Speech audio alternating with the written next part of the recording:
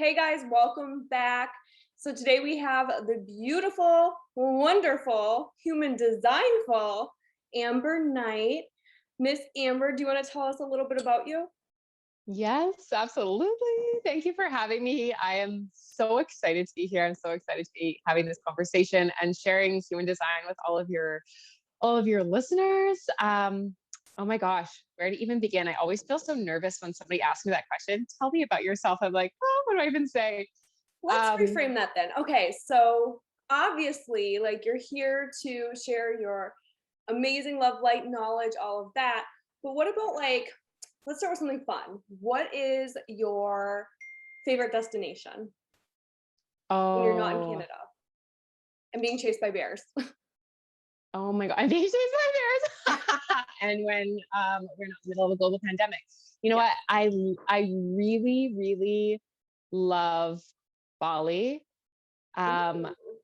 but you know what? I would have to say Australia. So my partner's from Sydney, and I never had Australia on my bucket list. Like everyone seemed to go do a year in Australia, and I was just like, doesn't entice me. Huge spiders, snakes, all that, not my thing. And then obviously I started dating in Australia, and I was like, well, I'm obligated to go to Australia. And as soon as we landed, we spent a couple of weeks in Sydney, that we road tripped a little bit. And I was like, wow, my soul feels like I'm at home here. So I must have lived in Australia in another lifetime or something, because it's just my jam. I can't tell you why. It's just like the sun, the people, the air. There's something about it. It's my place. Yeah. And that was in Sydney? Yeah, yeah. And we road trip down to Byron Bay. I had some old housemates and friends that lived down there. And yeah, it was such an amazing experience. The whole time I just felt like I just really felt like I was at home. Oh I my would gosh. That's where I want to be right now, obviously. In the middle in the middle of a global pandemic, I would much rather be in Australia, where like they Oh yeah. have a handle on COVID and we don't. But all in divine timing. All in divine timing. That's so cool. Do you guys think you'll end up getting like a house there or doing something where you're like living there? Like Yeah, what? so I tried to get in. We we had the plan to move to Australia actually next month, but I applied for my travel exemption 3 times and they denied me 3 times, unfortunately. Yeah, so I'm part of an exempt category right now, where my partner and I are common law. And so I am actually allowed into the country, but the government has to look at your application and agree that, like, yes, we believe that you're common law. And they looked at my 50 pages of evidence and said, no, we don't think you're common law. What? So they did not let me in. I know, so disappointing. But I also believe that, like, everything happens for a reason and there's divine timing for everything. So obviously I'm just not done in Whistler yet.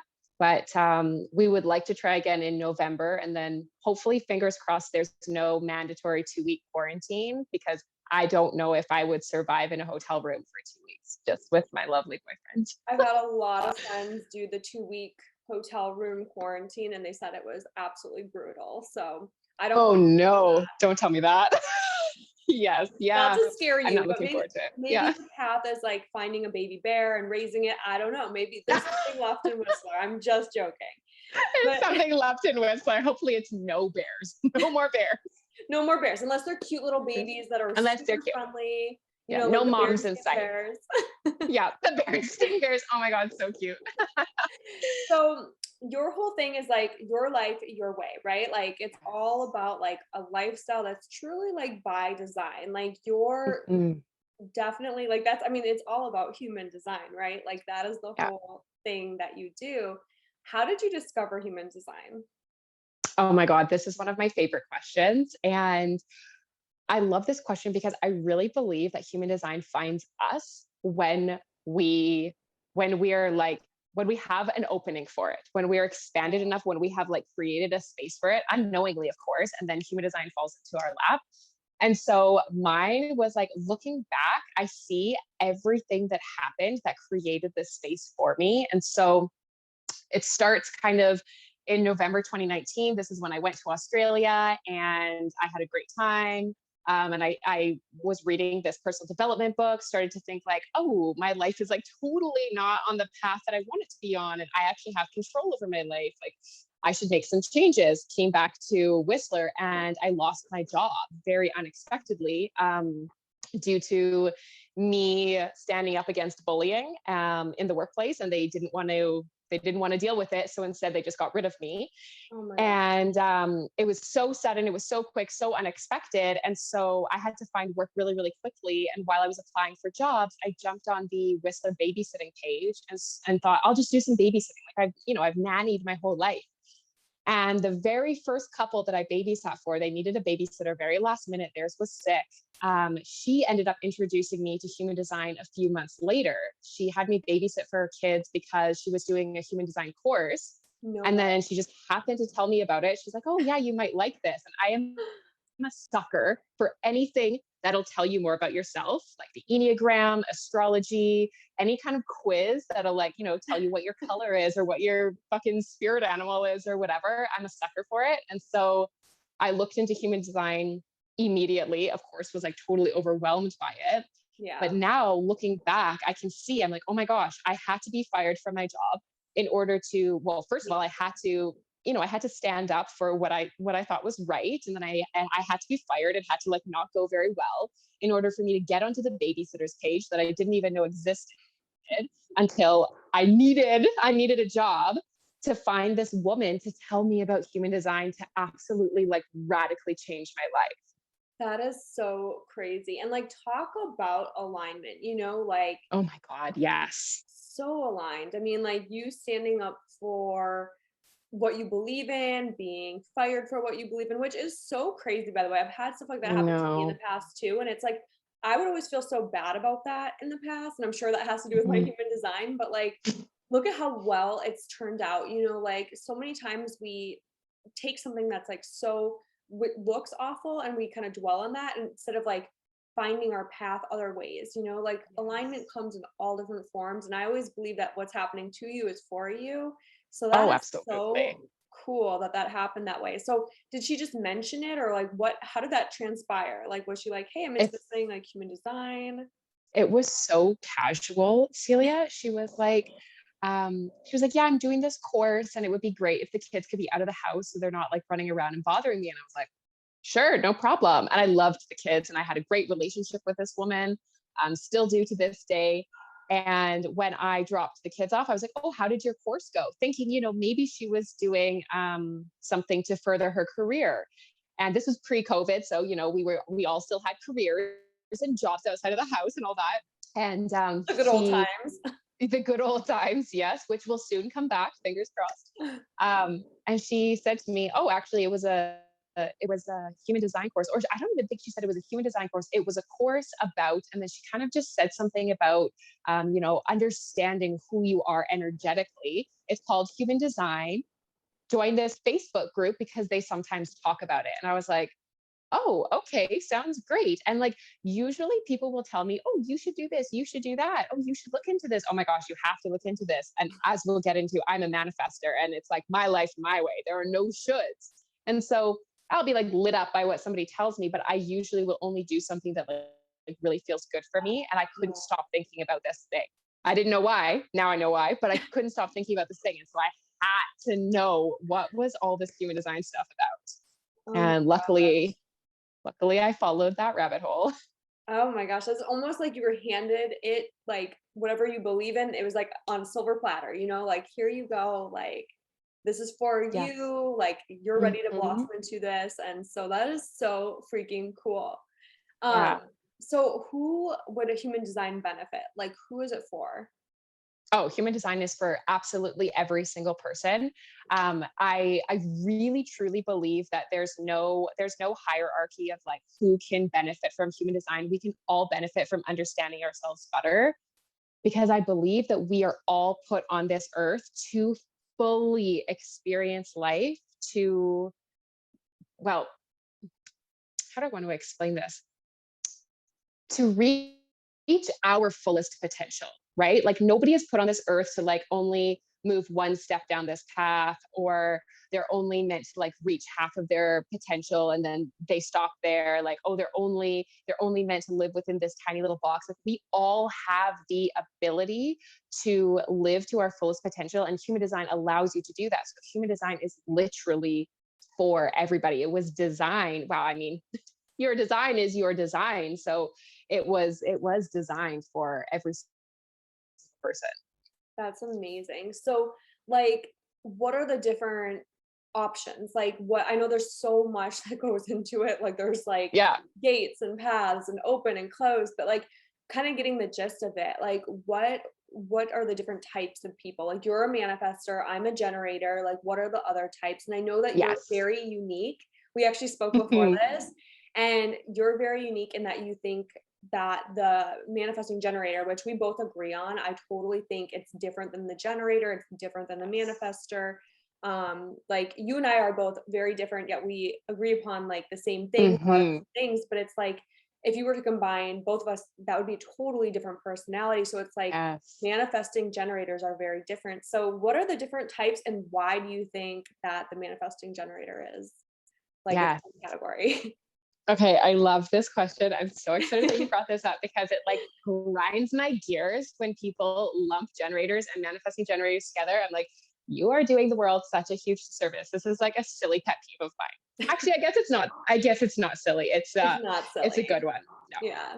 So I think before I dive into energy types, I should probably just tell your audience like what human design is, in case someone is like, Yeah. okay, Totally. I get it. It's super cool, but what is it?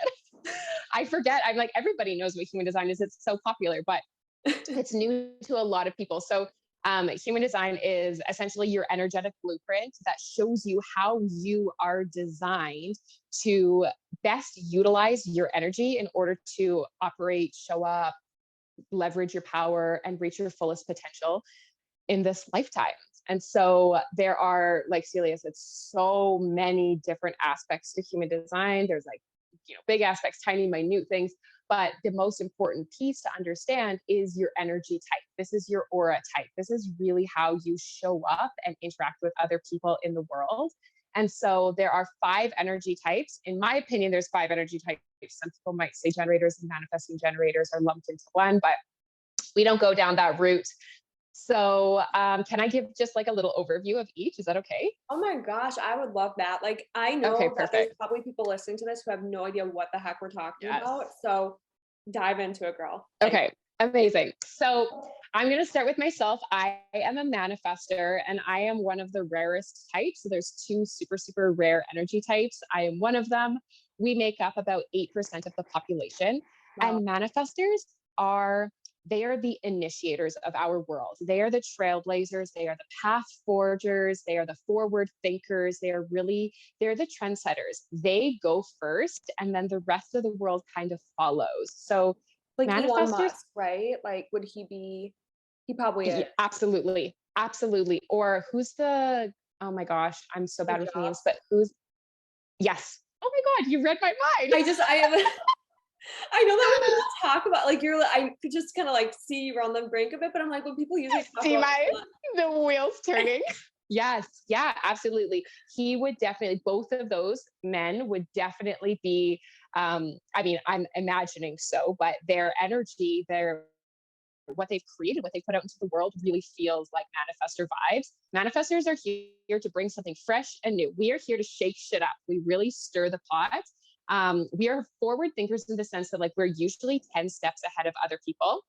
This can feel like a little bit scary to some people. They can be like, ooh, what's going on with the manifestors over there? Or like, oh, that's not the status quo, or that's not the way that we do things. But like, we are meant to not be doing things the way that other people do things. We are meant to literally be like kind of guiding society towards, yeah, evolution. newness, towards innovation. Yes, evolution. Yeah. If there were no manifestors, we'd be stuck back in the Stone Oh my Ages, God, we right? wouldn't have light. Like we. No, we wouldn't have light. We wouldn't have like anything. Oh my We, gosh. Well, yeah. thank you for being the You're 8% welcome. Yeah. doing the Um, amazing work. But so I isn't it, think as like, oh, sorry, go ahead. oh, I was just gonna say, like, isn't it true that manifestors also employ people to bring their dreams to life. So a lot of times, like Steve Jobs, Yes. Elon Musk, like they have such great thoughts, but sometimes Hmm. they fatigue. I know I don't know a ton about human design, but I do know some of it is that they tend to fatigue a little bit easier if they're doing too much of the Yes. work. So it's like they're more the creative brain. Like they are Yes. genius, but it's like they have to preserve that energy in their own Hmm. ways too. You know a lot more than you give yourself credit for, Celia. You're I'm a good at this sponge. stuff. I soak You're it a all in. sponge. Yeah. Do you have an open head center? I do. I Yeah, gotta there show you go. you. Wait, actually, no, I think it's, is it Do you close? have it print? Oh my God. Yes. Oh, bring it a little closer. Okay. I don't Oh, know if you do have is it a like, closed. it's like blurry. It's a little blurry. You do have a closed head center. That's so I'm interesting. closed here, here, and then I'm open in my throat, and then Yes. open here, and then my spleen is closed. So it's really, or I think that's no, it's not. It's the other thing on the other side. But yeah, That's so interesting that you have a defined head center, but you're a sponge. Oh, you have a six 6'2" two. in your profile. I'm six Yeah, two. I So that's love probably that. why, because I'm like what is it called? Like I'm very like researcher. Like I can never Yes. get enough knowledge. And so like for me, it's like I could literally binge for a weekend on something that I'm interested in and then I move along. I'm like, binge, Yes. move along. But I know like I like to collect knowledge. I think that's like a Yes. two thing. So the six, oh my gosh, we're going off on a tangent, but that's totally fine. So the six, like you love to explore. So that makes a lot of sense for the knowledge thing. Like usually the one, which is the investigator, they love to research and whatnot, but the six really loves to have experiences and knowledge and information. Like you bring that kind of stuff in. So that makes sense. And I love that you said like once you're done and you move on, because that's really the thing. Like you're here for the experience. And then once you've learned it and you're like, hey, boom, next experience, next trial and error, next, you know what I mean? So I love that. So what is your But numbers? Before we move on to the other ones, what are you? I'm a 2-4 and I'm such a 2-4. So I'm a hermit. That's my two. And then the four is the opportunist. And it seems like dueling energies. It seems kind of like counterintuitive.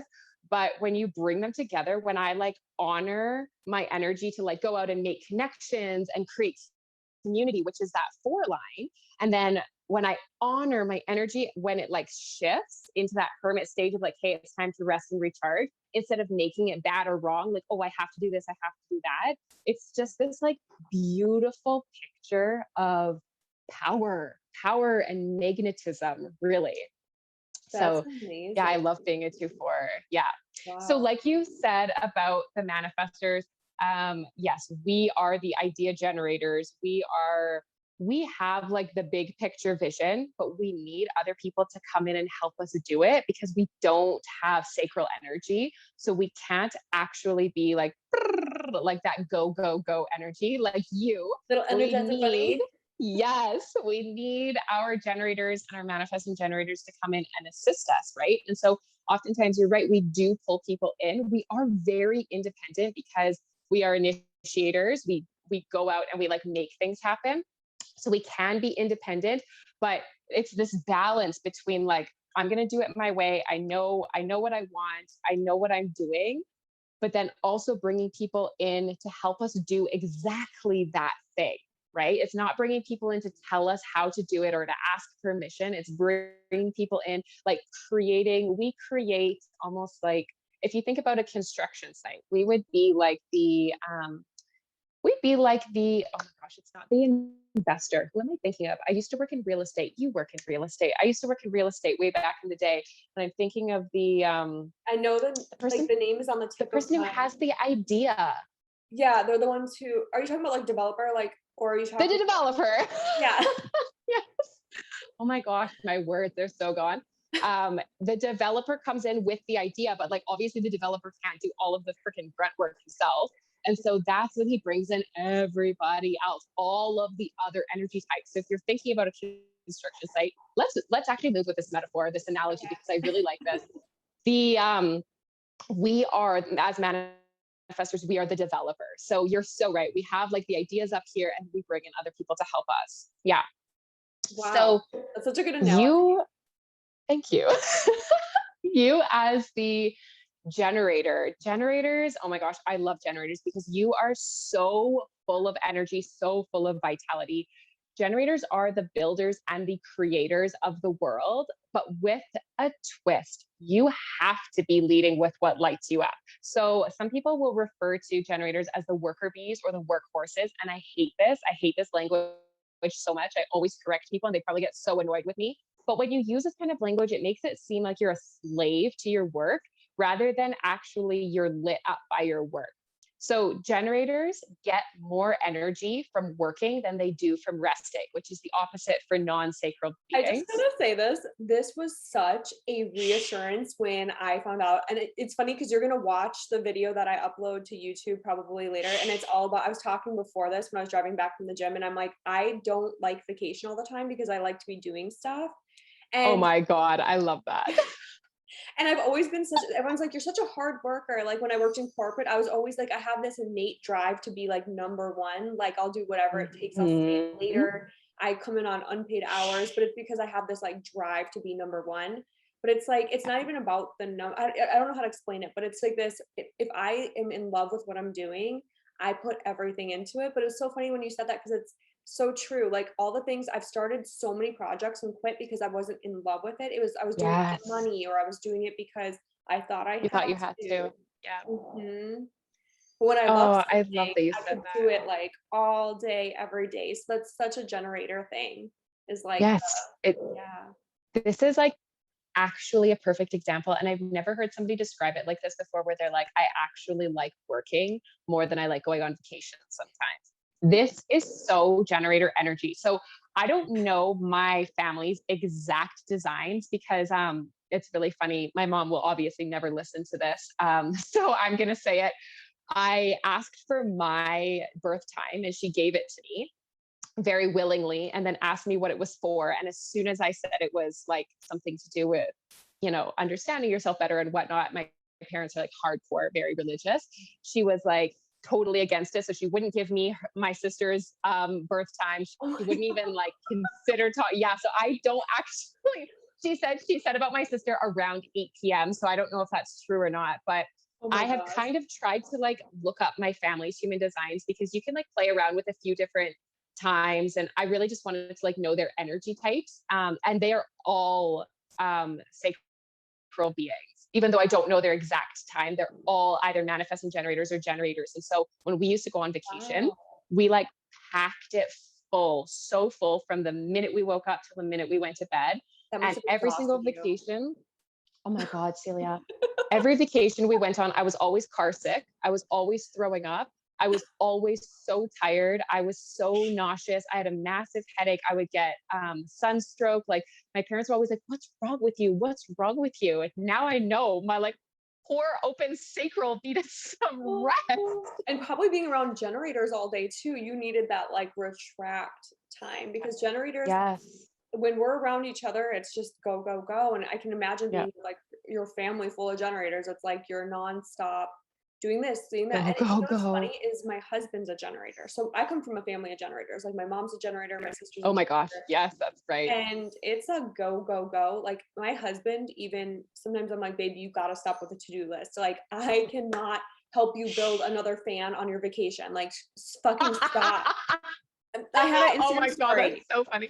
So I was telling Instagram, I'm like, he loves to build fans. He learned how to do it and now he's obsessed with it. And he'll order fans every day and put them into new rooms in the house. And I'm like, let us fucking stop on your day off so that you can relax. Let us relax.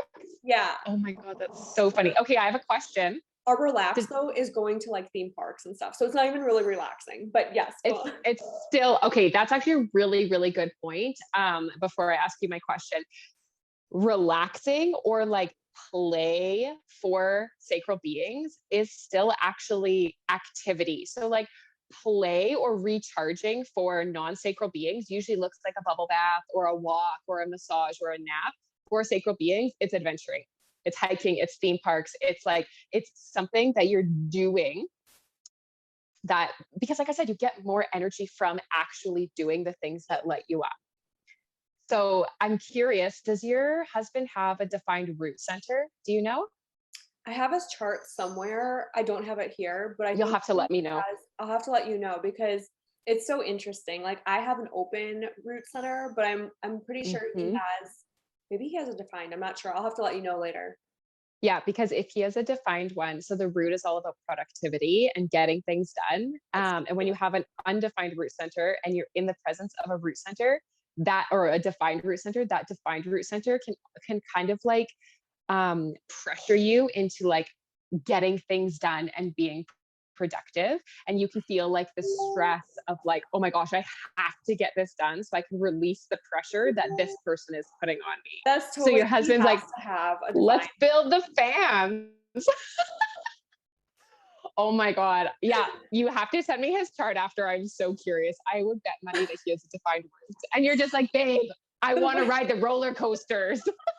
the way you're describing it is totally 100,000,000%. He probably has the defined root center. Like that Yeah. is too funny. So Yeah. like manifesting generator, what's kind of like the classic signs of a manifesting generator? Yes. Okay. So with our with our manifesting generators, they have the top of a manifestor and they're the bottom of a generator. So they're kind of like a hybrid.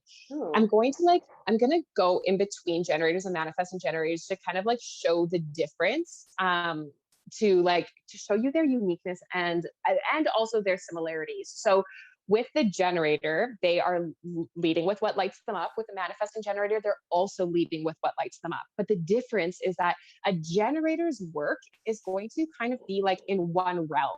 They are really here for mastery. They are here to master one thing. And I don't mean like they are here to have one job for the rest of their lives. You started working at McDonald's when you were 16. Girl, you're there forever. That's not what I flip mean. those patties, babe.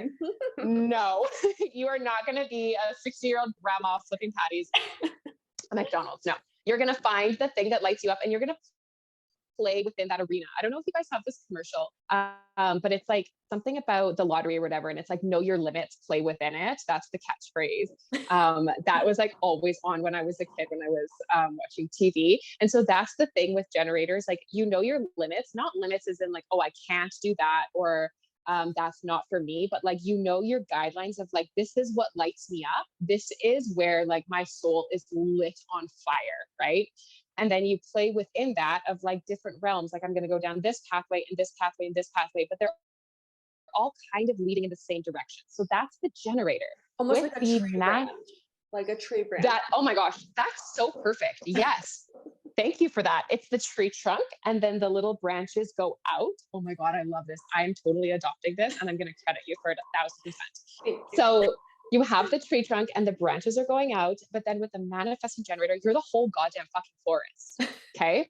So the manifesting generator is not here for mastery. You are here to like have your hands in a lot of different pots. You're like the lady at the circus who has all the plates spinning in the air on Oh those God, like yeah. different, you know what I mean? Yeah. Um, and you're really here to like find something that you love. Like I said, you're leading with what lights you up, but then you're like getting the lesson from it, or you're getting the thing that you need, and then you're moving on. So in this sense, you're like a manifester, because manifestors, we're the innovators. But once we have like kind of sparked an idea, we move on. Manifestors are not here to like finish something to the end, right? We're here to like get the idea out. Okay, people got started with it. Boom, we move. And that's the same thing with a manifesting generator. So that's where that manifestor talk comes in. The generator bottom part is like leading with that sacral energy, that hell yes, that hell no, that life force energy inside of them. Like we talked about, that energizer bunny energy. It's also this response system of like, do I want to do this? Do I not want to do this? Like, what path do I want to take? And so that's the similarity between the generator and the manifesting generator. But they use it in different ways. Do you know what I mean? That makes sense. So Yeah. it's almost like the manifesting generator is starting fires, like igniting fires where they're going and like getting things started. Like they're kind of like the fire starters. Like they go and they start like something new, but then they like continue on. They have the energy to like move forward and work on something new, and then that makes a Yes. lot of sense. And when you Yeah. were talking, I was like, oh my gosh, like Elon Musk, I would be so curious to see his chart because he's gotta be a manifesting generator or a manifester because Oh, absolutely.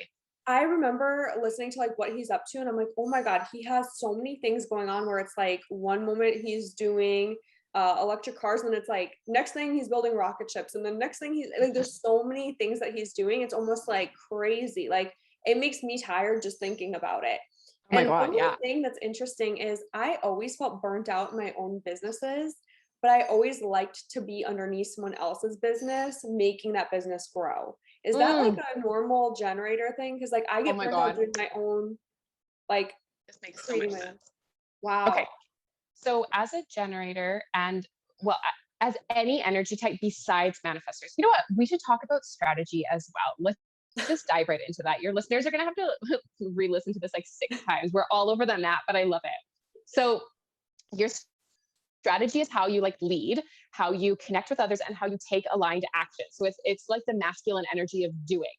Manifestors are the only ones with a strategy that lets you go, that lets you initiate without waiting for anyone or anything else. So we have the idea, boom, we go. Our strategy is to initiate and inform. So we're meant to go, and then we're meant to tell other people, like, this is what I'm up to, so that other people can jump on board. We're calling it aligned support, but we don't wait. So the other energy types, and we'll obviously talk about this with projectors and reflectors as well. But for manifesting generators and generators, your strategy is to respond, not initiate. Okay, so there's no initiating in any of the energy types besides manifestors. So I imagine for yourself in your businesses to like get a business off the ground. In the old business paradigm, we're told to just go do it, right? Make it happen. If you want it, make it happen. And if you can't, well, then you're a failure, or you're weak, or you're doing something wrong, or you don't have the willpower, or you can't stick with it. You know, all of these negative attributes we like take on and internalize for ourselves. So for yourself, I imagine that when you were working under somebody else, you were working in alignment, right? Responding to their direction or responding to their ideas. But when you were building your own businesses, not knowing about human design, you were initiating and you reached a burnout because it wasn't working as easily. Like it was probably working, but it wasn't in that sense of ease and Oh my flow. God, 100%. That Like makes sense. it Yeah. makes so much sense. The only thing I truly felt like very in alignment with was my boutique. I owned a crystal boutique, and that was like super in alignment. Oh But my even then, like God, I I love felt that. burnout eventually because eventually it's like email lists and this and that. And I was like, oh my God, like I'm so over it. Like, and eventually Mhm. I was like, I'm gonna hire someone to do it, but then they weren't doing it how I wanted. And I was like, you know what, I'm done. Like, I'd rather just Yeah. not. Like Yeah. Yeah. Yeah. Burnout is a big thing for sacral beings. I mean, it's a big thing for all of us, especially everybody. because we are conditioned to hustle. We live in hustle culture. And like, I hate that word so much. I never let my clients use it. I have clients who come to me and they're like, I just need to figure out how to hustle. And I'm like, ew, You're like, I'm allergic. no, we don't hustle in the freedom femme world. That's a no. And they're like, oh my God, because everyone talks about hustling, right?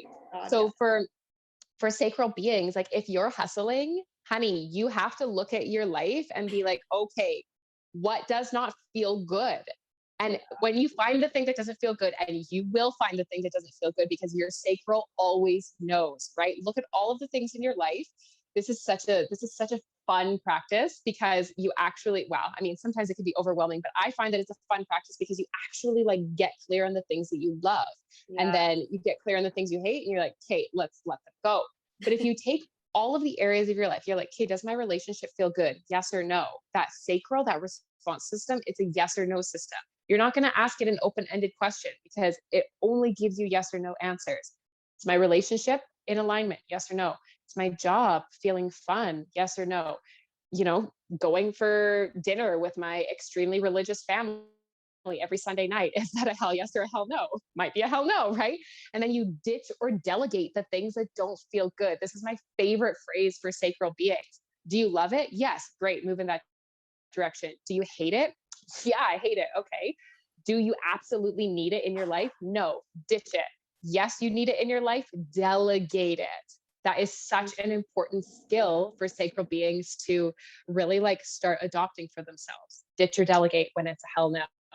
I love that. I feel like that needs to be on a billboard all over the place, especially for women. Ditch Yes. or delegate. Like, Mm. Ditch or delegate. You know, where we met, we actually met inside of Alpha Femme, right? Yes. And so Melanie had this video. By the way, we love Melanie. She used to be my business coach. I love her. She had this video and it was talking about how, I forget, it was an interview with her. I forget which one, but she was talking about how if she doesn't want to do dishes and Kevin doesn't want to do dishes, they'll just hire someone to do the dishes. And I was like, yes. She's like, this is Yes. how I protect my relationship. She goes, if I nagged him, we wouldn't have a good relationship. And I'm like, Yes. women need to know and understand we don't have to be a slave or maid to the dishes.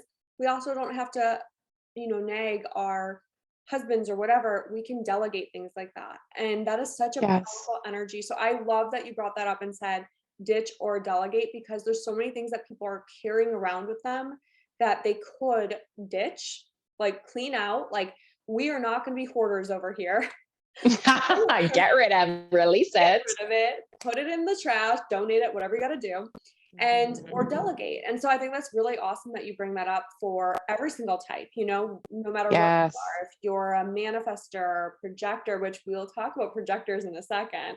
I know we're all over the place. I feel like this is just Oh, I love this though.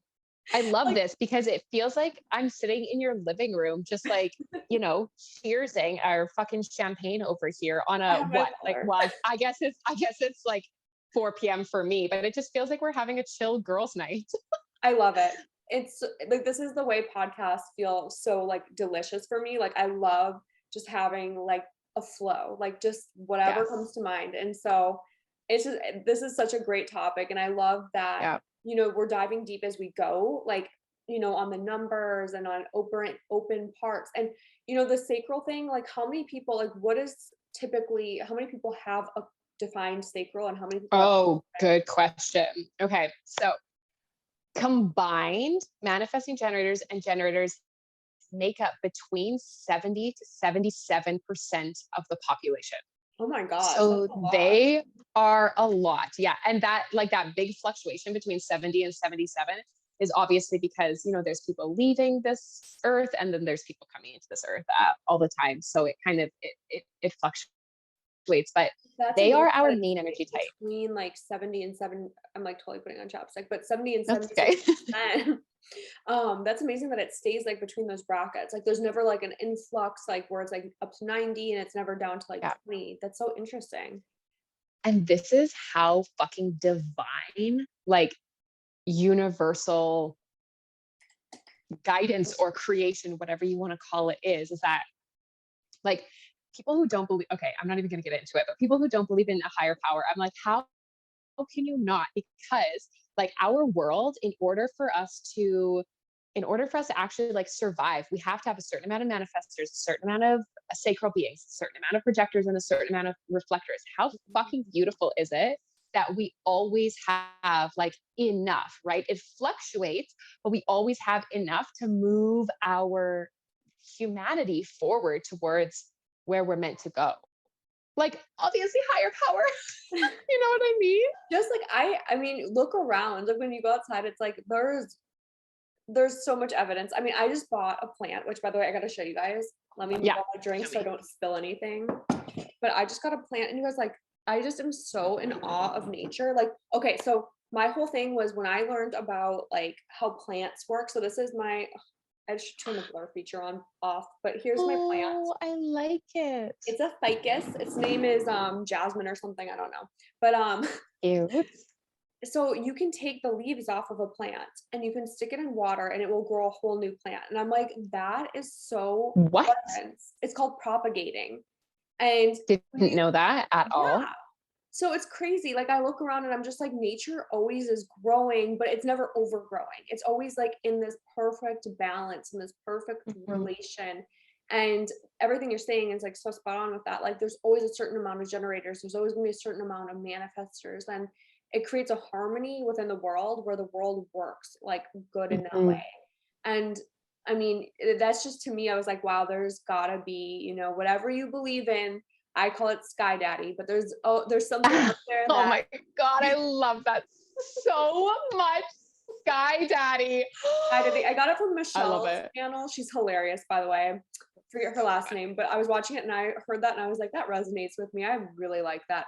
I'm gonna Yeah. start using her little Sky Daddy thing. But yeah, I mean, there's Yes. gotta be something that created all of this, whether you believe in the universe, God, whatever it is that you believe in. I mean, it's just there's so much incredible things that happen that are in just perfect balance. So it's amazing that you are talking about how, everything's just always in that flow. That's so Yeah. cool.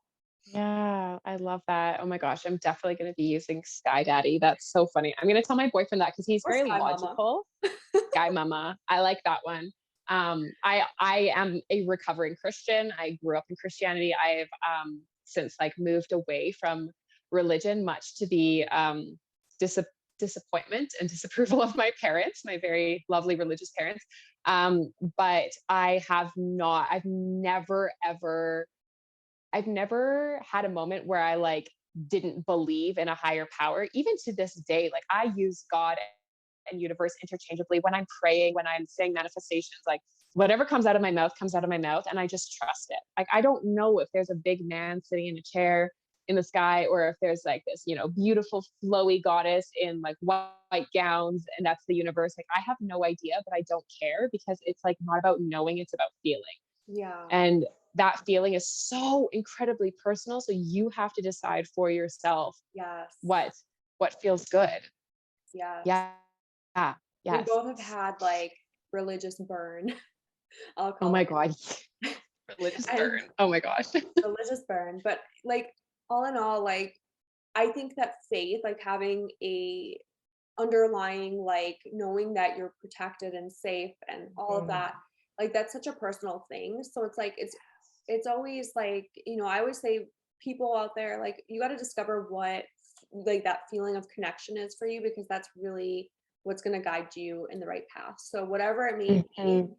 like as long as you have that feeling, like really it boils down to that feeling of love and safety and security and all of that is Yes. really the Yes. divine connection that we have.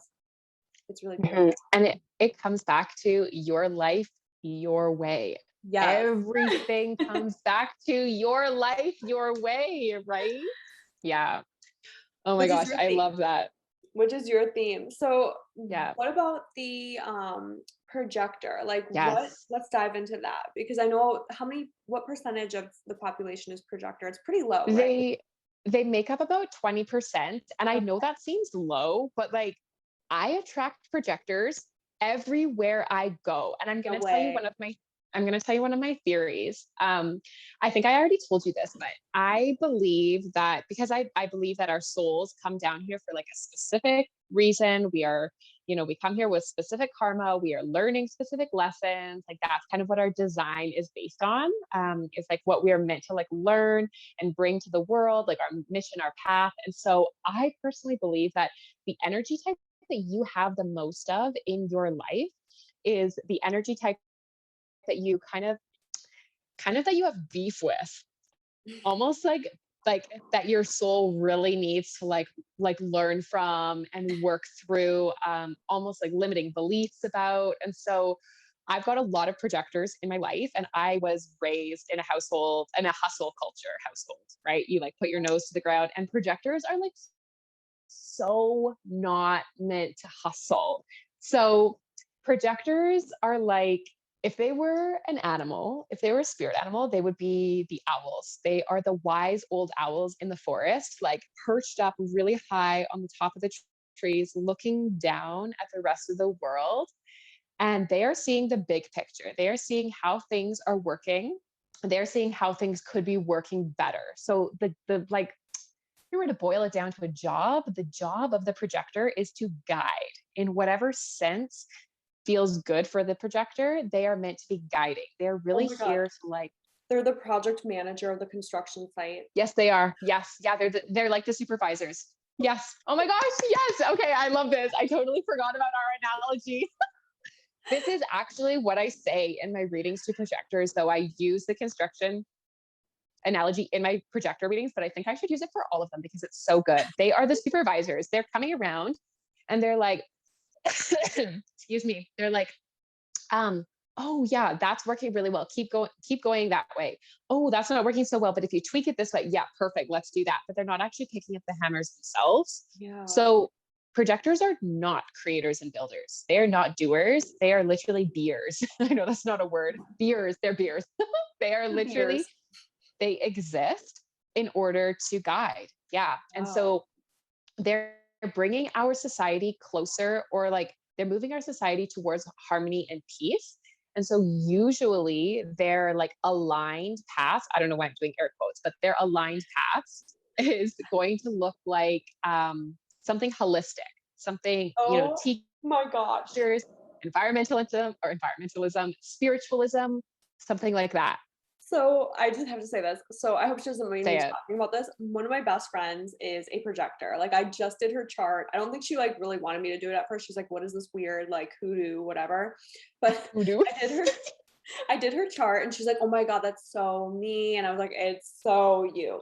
So she's like vegan, like she's super animal activist. Mm, She is all projector. about saving the world. Like literally, she told me today, she's like, I wish there was a biodegradable cat pan liner because I don't like throwing away the plastic. And I'm like, she is such an activist. Like, but she sees like so many, she's such an incredible eye for like building businesses and marketing. Like she can see like plans, and she wrote my marketing materials a long time ago, like how to progress my business. Oh, And so she like can see that, and she's very much a projector, like very much a projector. But I love I thought that that. was funny when you said that because I'm like, she is such an animal activist. Like she has such a passion for Mhm. helping any way she can. So that's really interesting. Yeah. I feel like projectors are really in that energy of like they'll pick a Yes. cause or they'll, get passionate Yes. about something that moves them. So that's so interesting. I loved your reaction because that's really typical of projectors when they hear that, like, oh my gosh, the way that I thought that was is actually okay. I'm allowed to be that way. It's like, yes, babe, you are. In fact, we need you to be this way, because projectors, like I said, they're not here to do. They're not really here to like. They're not really here to work. They're not. That's just plain and simple. They're not really here to work. They're here to like tweak and change and make things more efficient. And so they're only meant to be actually like working. The air quotes are actually meant here. They're only really meant to be working for about 4 to 6 hours a day. That is their like maximum energy. And then the rest of that is meant to be resting, recharging, and playing. But even that work looks different than the work of like a generator or a manifesting generator. Yeah. That work is like really efficient. It's like it's done in a chunk. There's not really like a lot of breaks taken in between. Whereas for manifestors, we work in like small bursts with lots of breaks in between. The projector, because they're so efficient, they get things done like boom. Everybody else is taking 10 hours. I'm going to take 3. That's And so they just like move things around to make it more efficient. So when they find out that like, yeah, it's okay to be taking a lot of naps, it's okay to be taking a lot of bubble baths, you need to be doing that. It's okay that you get burnt out by like 1 p.m. Like, yes, that's normal. Now you just need to shift into a lifestyle, a career, a way of being that actually is more in alignment with the projector energy. Like, yeah, go ahead. And they're like, oh my God, I feel so seen and heard. So my question is, have you had a lot of projectors come to you and be like, "Oh, I'm chugging coffee all day just to get through the Mhm. day," or "Oh my Yes. gosh, I'm doing XYZ just to get through the day," and like, "Oh my God, I hate my job. Oh my God, I feel so burnt out." Like, is that a typical projector out of Oh, alignment? yes. Don't they get bitter? Oh, Is it yeah. that they're Yes. out of They're not self esteem. Yes, Yeah. yes. Yes. Yeah. Projectors. Oh my gosh. A projector, when they find out that every energy type has a not self theme, but for projectors, it's bitterness. And when they find out that their not self theme is bitterness, they're like, oh, yeah, I spend half my day in bitterness because, okay, let's talk about their strategy. So this actually will make so much sense. Their strategy, of course, as a reminder, everybody's strategy is how you like lead, how you take aligned action. And for a projector, their strategy feels like a little bit, ooh, I don't really want to do that. But their strategy is to wait for the invitation. So projectors have like really big gifts. They have these really natural gifts. They have like this just natural ability to guide, but they have to be invited in first. Otherwise, they're just like going out and telling everybody what to do, and the other energy types are going to be like, "Fuck off." So I'm going to give this example because I don't think that she's ever going to listen to this.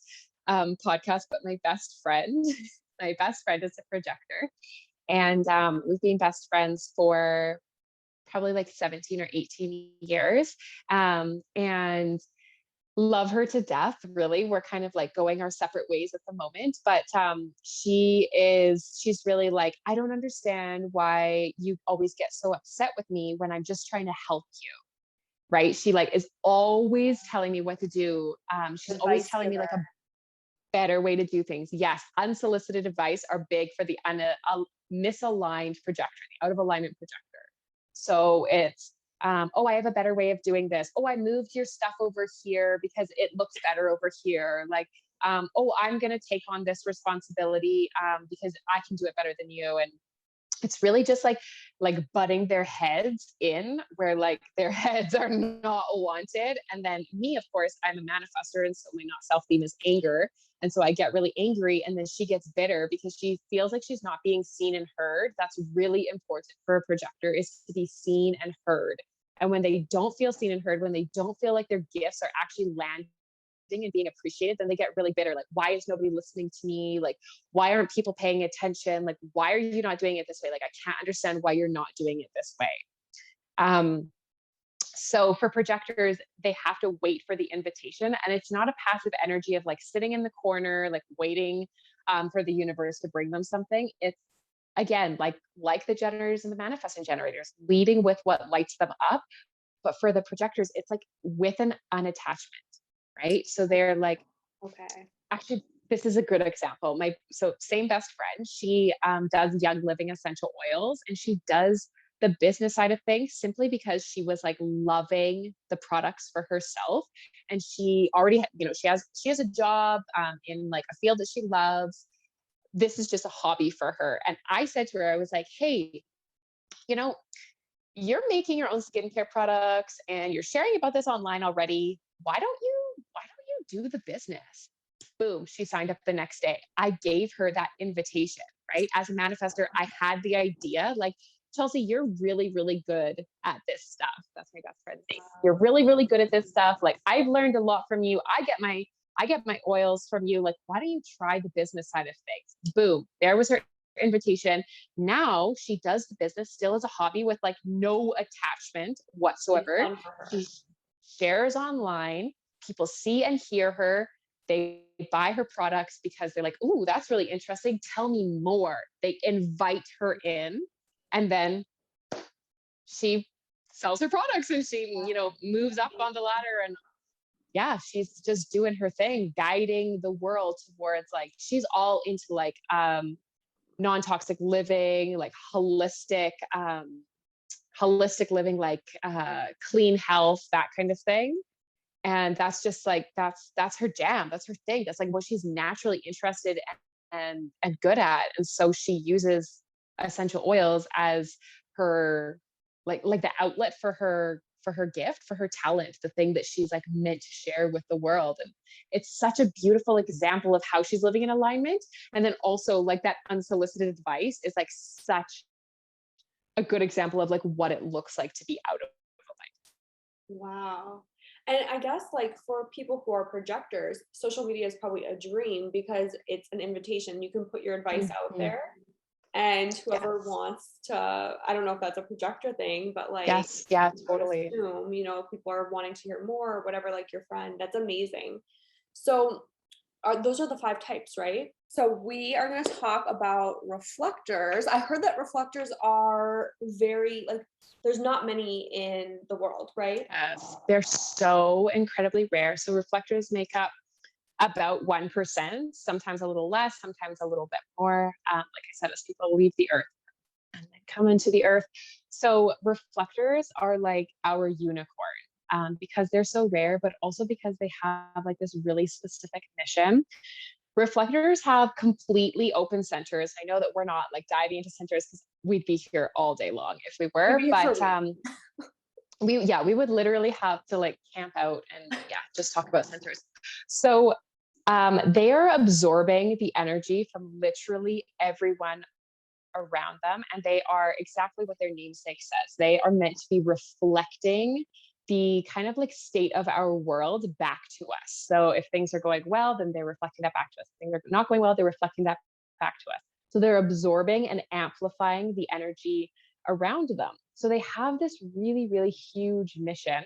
They're so intuitive. They're empathetic. They have this like spirituality to them. They're really like these magical creatures. If there are any reflectors listening, I would love to meet you. Like you are this, yeah, you are this like such unique, special being.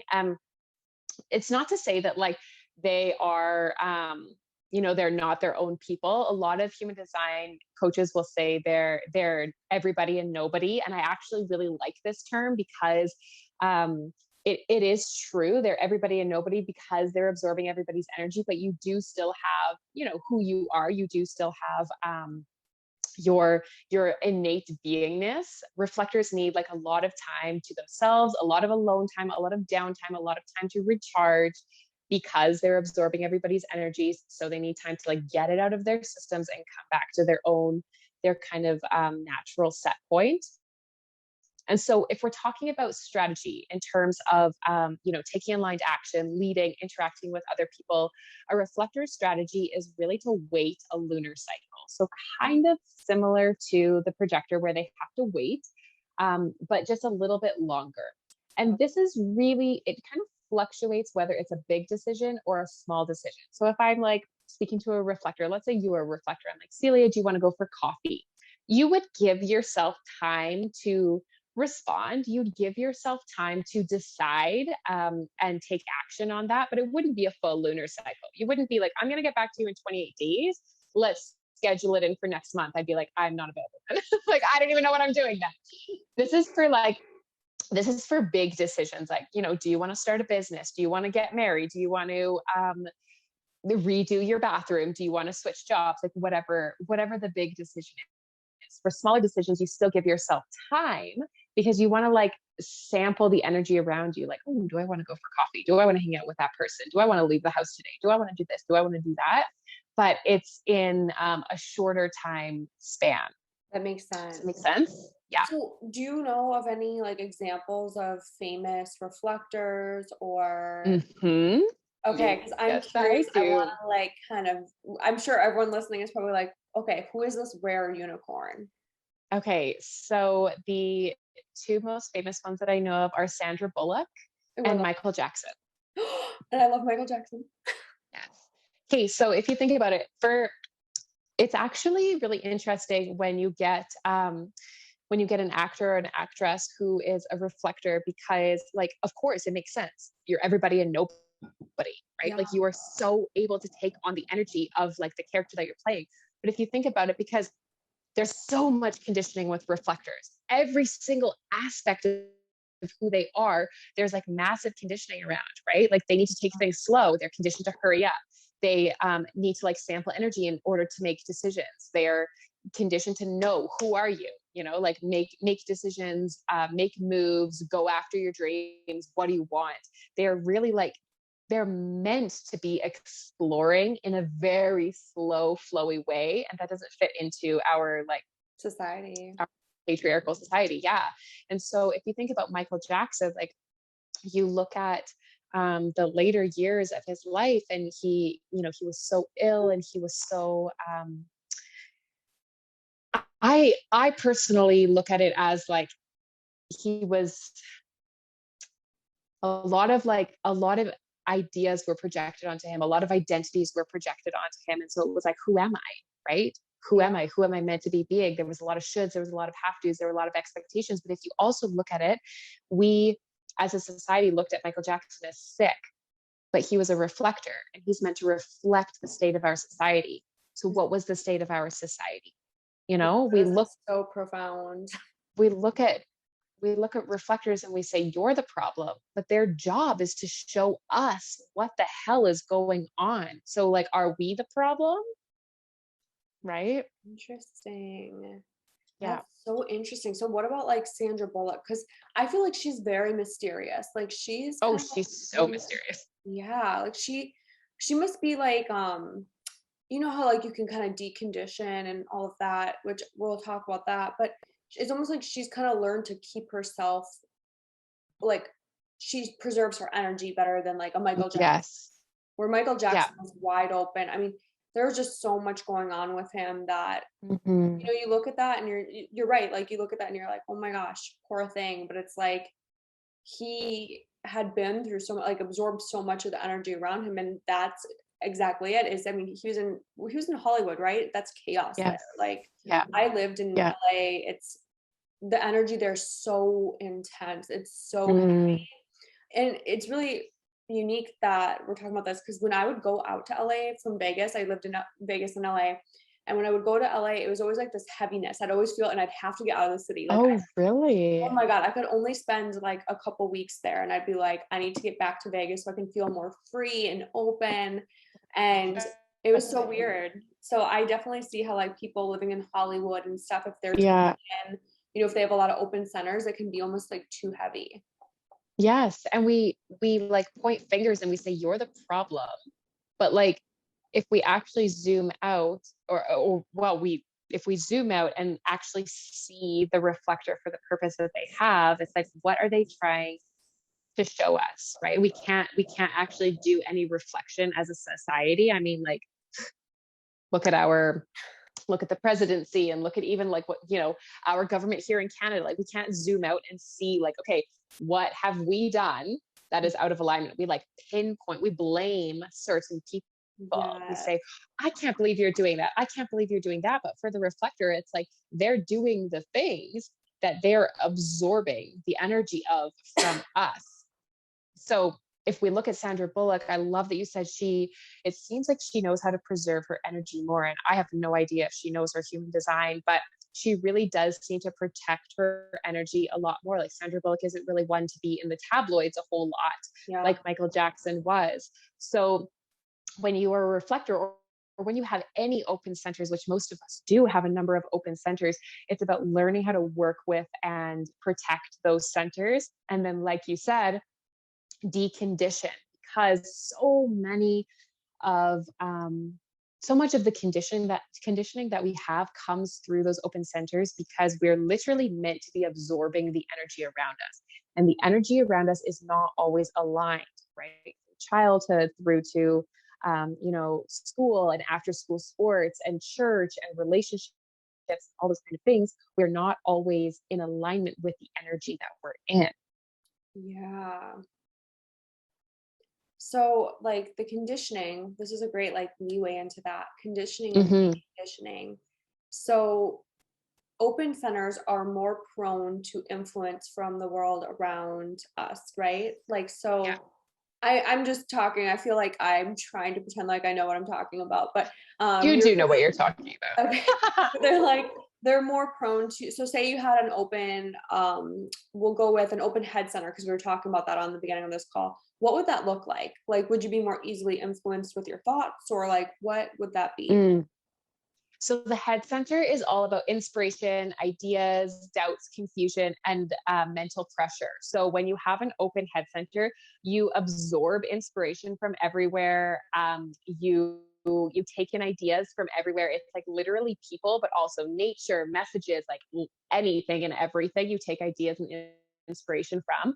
But then the flip side is that you're trying to figure it all out. So you have all these inspirations and ideas, and you want to figure out how do they fit into my life and what am I going to do with them right here, right now. And so oftentimes, a lot of those inspirations are not even your own, right? Hmm. So some of them are things that you admire in other people, right? So some of them are like ideas that you want to act on. Some of them are things that you just admire in other people, but you're trying to figure out like, oh, should I do this? What does this mean for me? What path am I taking? How can I figure this out to make it work in my life? How can I absorb this into my own being? Right.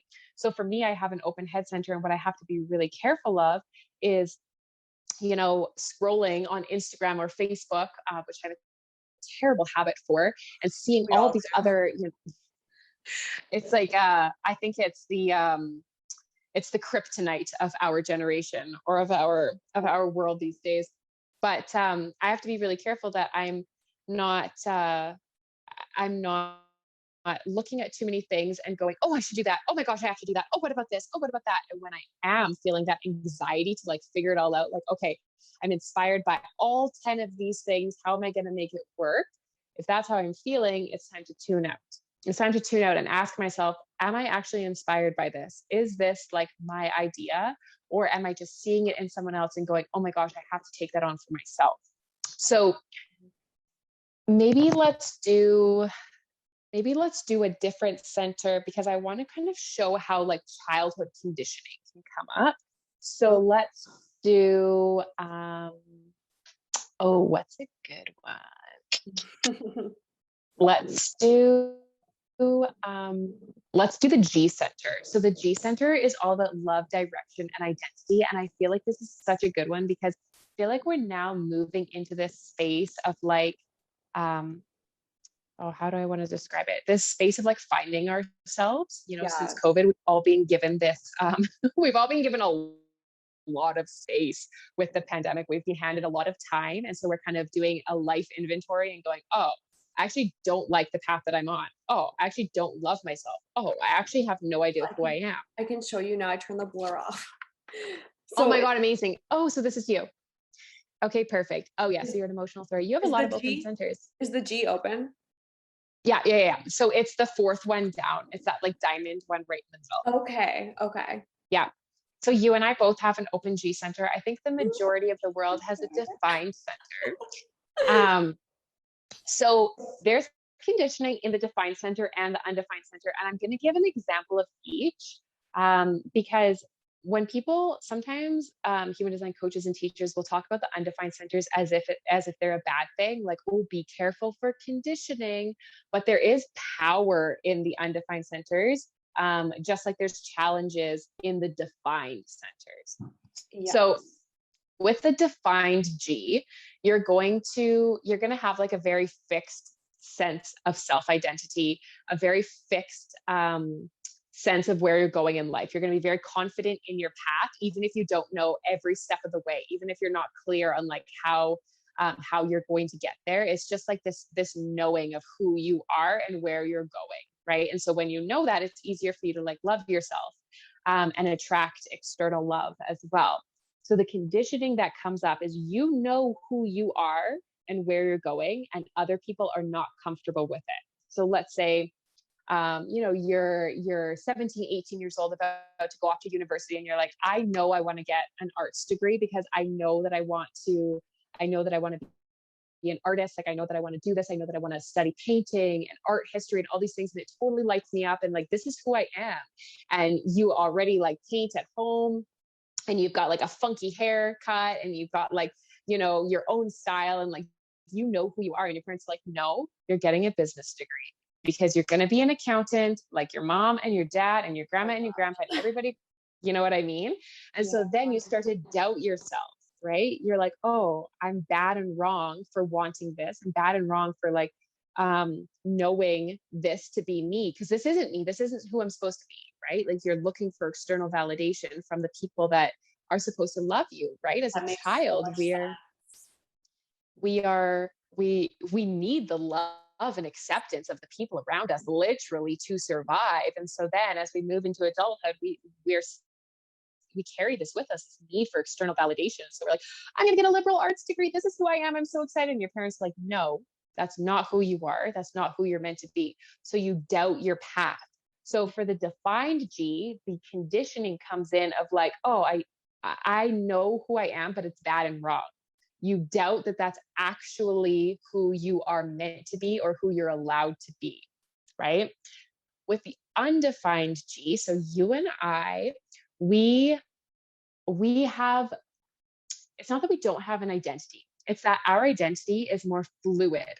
Our identity is always changing. So for us, like, we don't have a fixed path. We don't have like a fixed sense of this is who I am, because we like pick and choose who we are based on the different people and places that we sample. So exploration is really important for us. Oh my gosh, exploring different places, being friends with different people, and then taking on different identities, be like, oh, I really like that. I'm going to keep that. Oh, nope, that girl is very gossipy. Okay, I'm not into gossip. That's So the thing, right? are you like a huge traveler? Like when you travel, are you really into different cultures and learning about different cultures?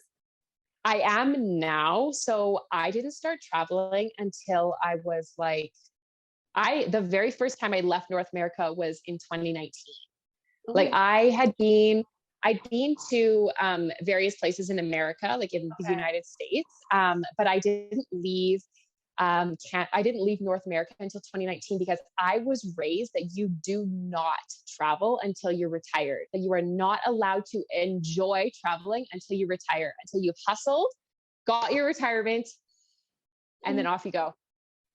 I just Yeah, cringed. I Just know. Isn't it crazy? I know. And then of course, as soon as I like catch the travel bug, I'm like, oh shit, COVID. COVID. Yeah. Yes. Yes. So yeah, that unfortunately kind Wow. of stopped me in my tracks. But now I love to try different food. I love to meet different people. I love to like go different places that are kind of outside of my comfort zone. And of course, I still have conditioning in different parts of my chart where I'm like, oh, is this safe? Oh, is this okay? But with that G, I feel that pull to just be like exploring just different energies, different environments. And that's really important with the open G is that you need to be in different environments, but you also have to be like really aware of like, excuse me, is this environment good for me? Is this environment right for me? Do I feel good in this environment? So I have a lot of different groups of friends, but I know the groups of friends that I can only spend a small amount of time with because I'll turn into like the mean girl, right? Mm, From Regina George from Mean Girls way yeah. back in the day. I love Yes. that And movie. then I have other group. Oh my gosh, it's such a classic. I have other groups of friends where I'm like, oh, this is my group. These are my people. I could be here forever. And then sometimes I need to be in my own energy, right? To like reflect on the places I've been. And I'm like, okay, is that good for me? Oh, okay, that's not very good for me. So with the open G, the conditioning can come in of like, who are you? People want to know, who are you? Where are you going? Right? You're 16, 17 years old. You have to decide what you're going to university for. And then you have to do 4 years of it. And then you have to stay on that path until the day that you retire. Right? So society wants you to decide right now who you are and what path you're going to take for the rest of your life. But with the open G, like you actually can't do this. There's no planning with the open G because you're meant to be fluid, right? You're meant to be like, you're always meant to be shifting and pivoting with the open G. And so you can kind of feel like, you want to change, but then you're scared of change. You're like, oh my God, change is wrong and bad. So for me, I used to hate change, like ending relationships, moving cities. I switched my major in university. I think I threw up every single day until I did it. Like it feels really scary because you're conditioned that change is bad. You have to know, you have to be certain. Yeah. So that's like a huge takeaway for people watching this who are just maybe getting into human design is when you find out these things about yourself, which is why booking a session with Amber would be great. When you find out about these things, you start to realize, okay, this is okay. Like this is part of who I am and I can use this to my benefit. Mm-hmm. So I think a lot of times when we look at like human design, like people can either look at it in a negative light or a positive light. Like Yes. the conditioning, like, oh, I was, have an open center, so I'm easily conditioned. But there's so many beautiful aspects to that, and there's so much you can do with the knowledge of knowing that you're an open center. So like let's play with another open center and closed center. Like let's do the spleen, for instance. Or what would Oh, that's such a good one. Yeah. okay. Let's do the spleen. Okay, so we're talking about what were The we talking? spleen. The spleen. Okay, the spleen. Yes. Okay, so I think you have an undefined spleen, right? I'll hold it In back your up. chart? Yes, amazing. Okay, so if you're looking at the chart, it is the center, it's like a sideways triangle. Yes, that's right. So it's on the left-hand side. So I love the spleen. It is your oldest awareness center. So this is the center or the energy that like cavemen would have relied on.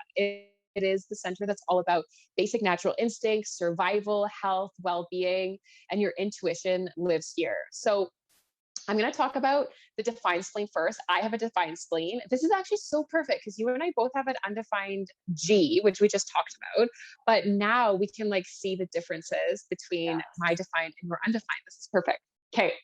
So with a defined spleen, this acts as an awareness center, as in like the energy of the center is always taking in your surroundings and reading it. It's like, okay, what is going on and what is healthy for you and what is not healthy for you. So it's an awareness center, as in like there's truth in the now. It's not like it's going to tell you something that happened a week ago and it was like, yeah, girl, just letting you know that that wasn't good for you. It's like, what's going on right here, right now? Do we need to move? Do we need to stay? It's leading you towards happiness and away from danger.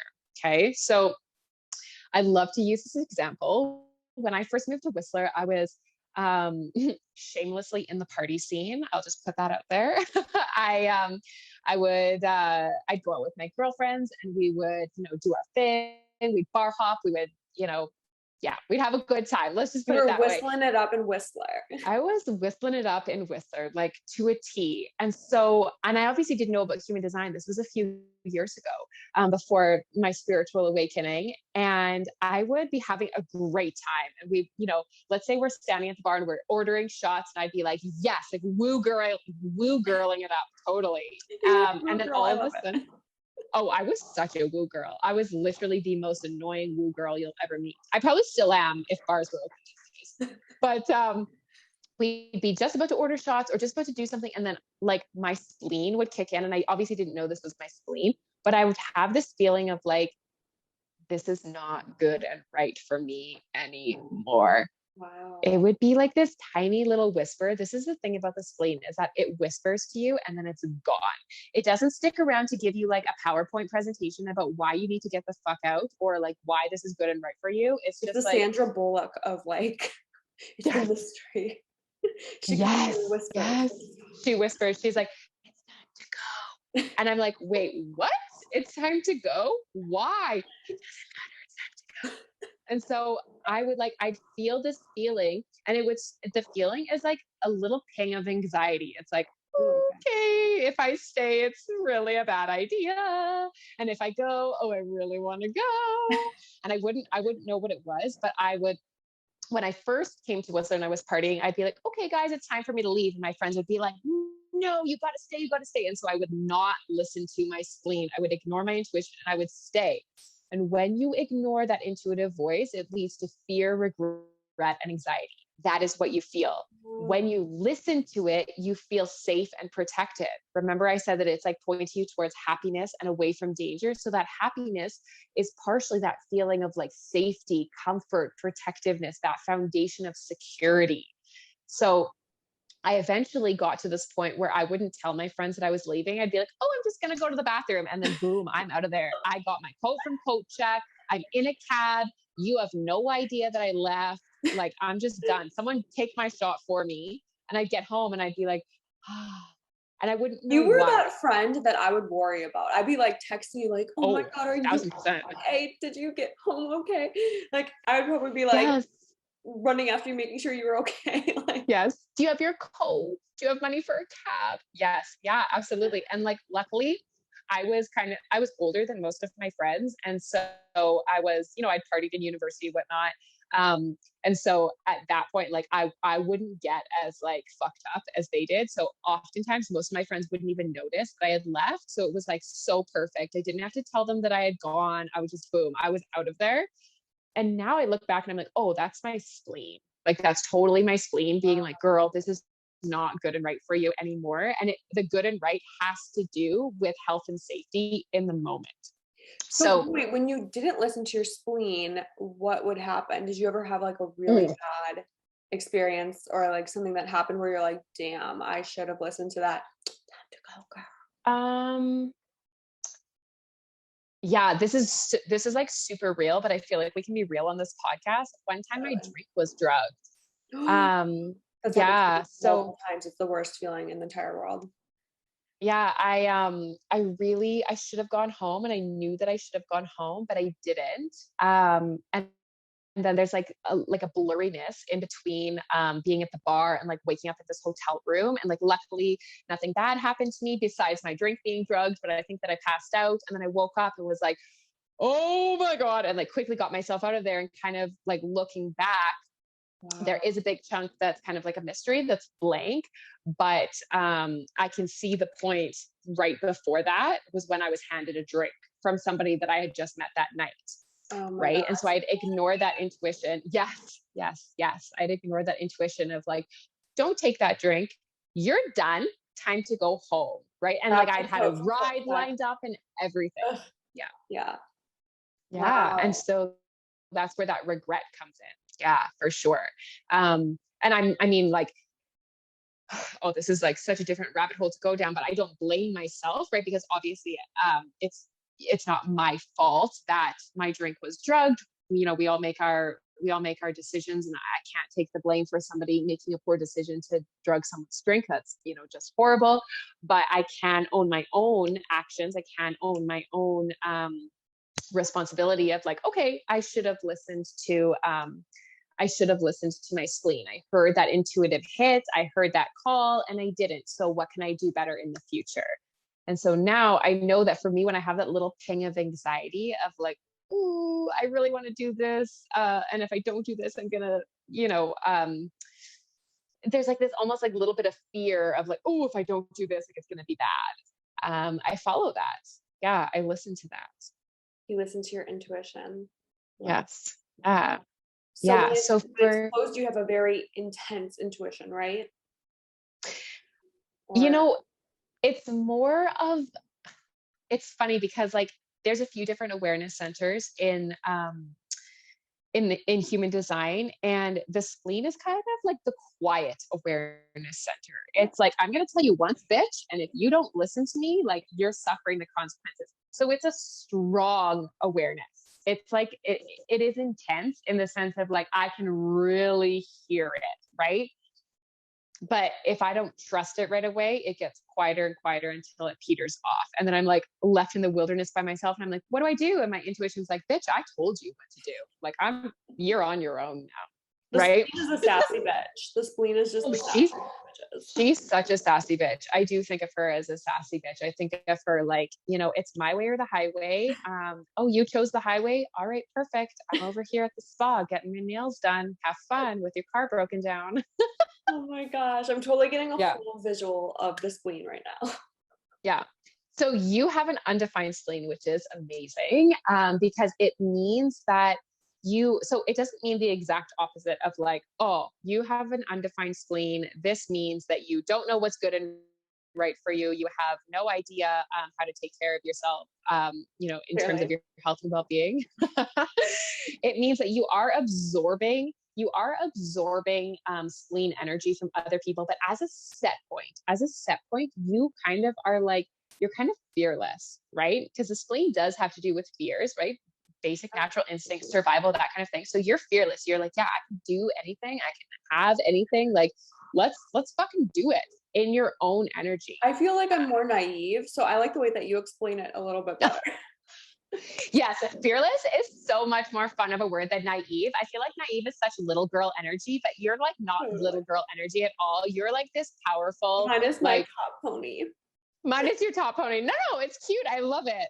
But no, you have this powerful, like, I know what I'm doing kind of energy. And that's the spleen. It's this like fearless, it's the undefined spleen. It's this fearless, like, I know, yeah, I just know kind of energy. But when you're in the energy of defined spleens, you can take on the fears of other people. So you can almost feel like, you've got this great idea and you're moving towards it, and then you tell somebody else about it and they're like, well, what about this?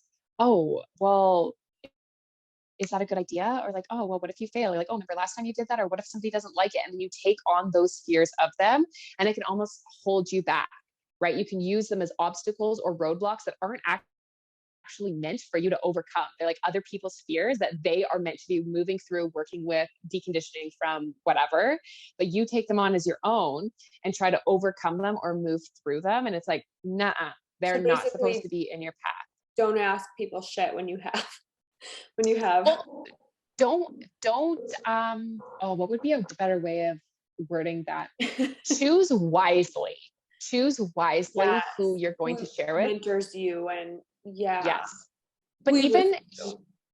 you're absorbing spleen energy, whether you know it or not, whether you're sharing what you want to do or not, right? So let's say that your husband has a defined spleen, and like let's say that you are getting really excited to take on this new business venture, and you're in your house by yourself with your animals, and you're vibing, you got music on, you're writing out your business plan and all these things, and then your husband comes home. You guys are just talking about dinner, but all of a sudden you're starting to feel really nervous. You're like, oh my gosh, this might be a bad idea. What if it doesn't work? What if somebody doesn't like it? And like, you haven't even talked about it with your husband. You haven't even talked about it with anyone, but you're absorbing that spleen energy from him.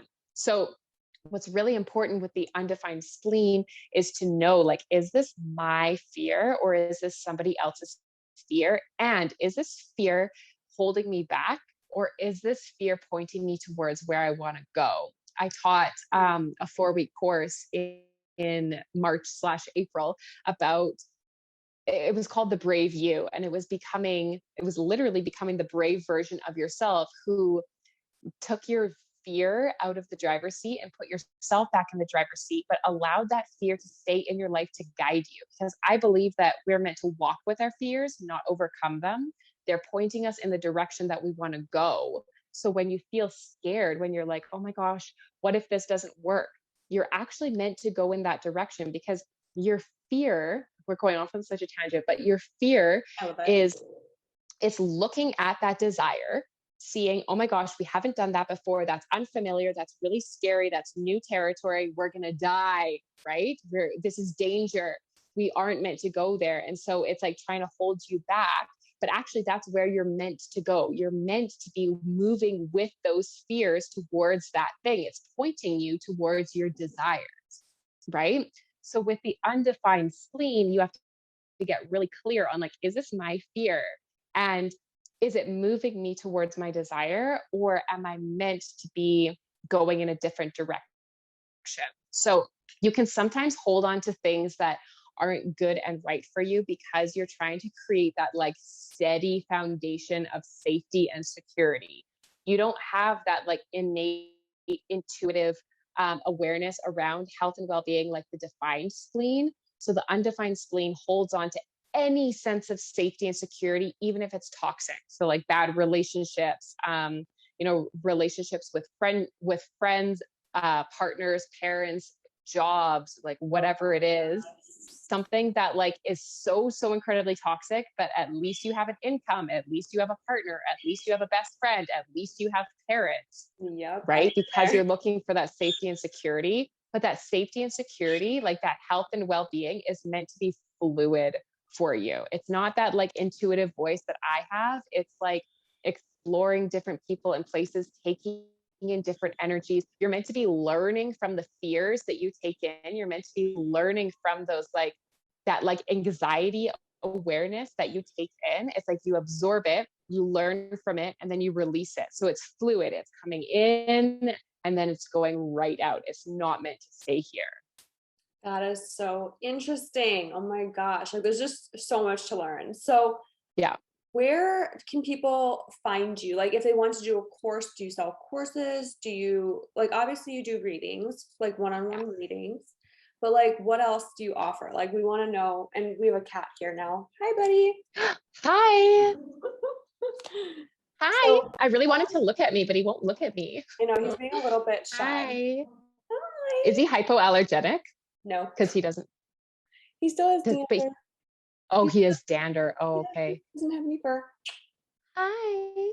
Oh, he's so cute. I'm so ridiculously allergic to cats, but I love them so much. And they also typically really love me. So it's just a lose-lose situation.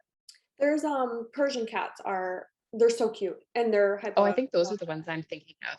They kind of look like this guy, right? They're Yeah. really fluffy, but they're cute. They're kind of like Yeah. that. Like he's just a little pumpkin. Hi. Pumpkin.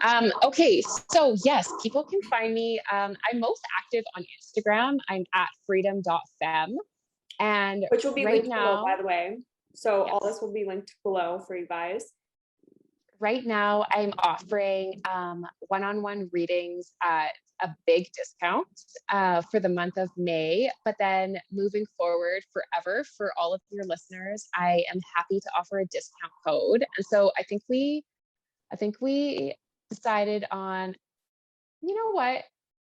I think we'll do 20% off. So let's do Celia 20, if that's okay. So for all of your listeners, if ever you want to book a reading, you can just DM me and tell me that you've listened to this podcast, that you have a discount code Celia 20, and that is good literally until the day I die and finish doing readings in my grave. You can use that discount code for 20% off. So yeah, I do one-on-one readings. Right now I have 2 spots open for one-on-one coaching. This is with my Freedom Method. It's a 5-step method that I channeled back in October. It's a 3-month container where we really like move through the different steps of deconditioning and getting you living in alignment with your own human design to create your life your way. So it starts off with a one-on-one human design reading, and then every single week we have a one-on-one call, and just we like dive so deep into your design, and moving through those different parts to get you living the life that you have always envisioned for yourself but never thought was possible. And it is possible. That's And then the last thing that I'm doing right now is I've just started hosting a teacher training. So for those who are like really, really interested in human design, want to add it into their business, either as like a coach or a teacher or whatever, just for your own knowledge, to be a human design reader, whatever you're interested in, I am doing a foundational level 1 teacher training that just started this week. So there are exciting. still spots open. It's a very, very small container, but there are still a couple spots open if anyone is interested. That is so exciting. So that would actually be really good for like business owners or Yes. like people who run teams. Like that would be a good thing to go through, because then you could understand, what your team needs. And so you guys, if you are a small business, that would be a really great thing to do. Yeah. So understanding human design, I had a couple questions last week in my DMs about like who actually is meant to be a human design reader. And I'm like, literally anyone. Understanding your human design is great, but understanding like the human design of your clients, your family, your employees, if you're a boss, it just makes things run more smoothly, right? Like imagine being a boss and being able to schedule people based on their human designs, based on like how things are going to be most productive, people getting along with each other, different energies being absorbed and leveraged. And then as a coach, like understanding your client's unique human design so that you're not teaching one specific rigid way that isn't going to resonate. Like I think of coaches that, have clients cancel on them, or clients that, ghost them or don't want to finish out their contracts. Knowing someone's human design kind of like takes away that aspect, that almost like failure part of your business, because then you're able to what's the word I'm looking for? You're able to design your coaching style to your client's needs. So yeah, understanding human design is beneficial for any kind of coach, teacher, leader, guide, boss, anyone. Or Mom. Yes, absolutely. Or mom, to understand your kids, how they work together, their needs. Like I would love to run a parenting human design course one day. I don't have kids myself, but I have been a babysitter and a nanny, I mean, since I came out of the womb, really. And the last time I was a nanny, I did understand human design. And I had a little projector and a little manifesting generator. And so I was able to kind of shift and design how I adjust. That's the word I'm looking for. I was able to adjust my like mothering methods in order to best serve them as individuals and as sisters. So yeah, it was really interesting to see. That's amazing. Well, I feel so incredibly grateful to have you on here. You guys, all her information will be linked in the show notes or in the YouTube description. So definitely do yourself a favor and book a session. There's so much to know. I mean, this little chart it has so much to it. So much to it. And so thank you so much for being on. You're I so welcome. loved it. And I hope that everyone else did too. If you guys have any questions or comments, leave them in either the review section. So we appreciate 5 stars here, or on YouTube in the comment section. And we could maybe potentially do another episode at a later date. We wish you guys all a great night. Amber, thank you so much for being on. If there's anything else you want to So say, go welcome. ahead. I think that really the last thing that I would say for everyone is that human design is an expansion, it's not a limitation. So it's really about doing your life your way in the way that you are best designed to. And I know sometimes that can feel foreign or limiting when you first look at your human design, but it's all about deconditioning. It's all about getting rid of the layers that are not meant for you to be carrying. It's all about getting rid of the shoulds, the have tos, and the expectations, and coming home to your true self. And I'm so excited for everyone to be hearing this, because I believe that every single person deserves to embark on their human design journey. That's amazing. So your life, your way, and we will Yes. see you next week.